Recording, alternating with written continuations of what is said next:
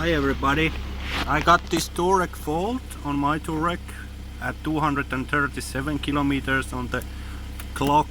Just one time I started, it says stop, brake problem or something, and all the warning lights blink on the upper screen.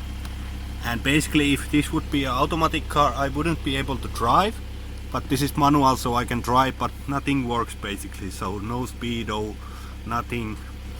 And the problem is very common in Touaregs, so you have to take the seat out first from these bolts and then release all the wires, take the seat out, all the stuff out, and problems are these. So you need to resolder these 3 wires which are here, and then the fault should go away.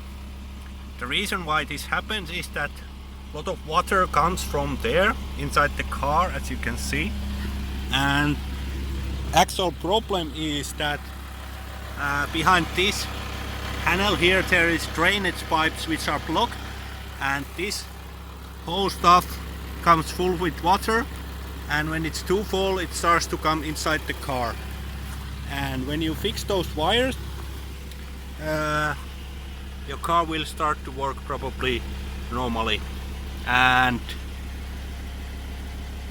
hopefully you can save a lot of money by fixing this fault before it happens. So clean the drainage pipes regularly and check the wires if you start to have this problem.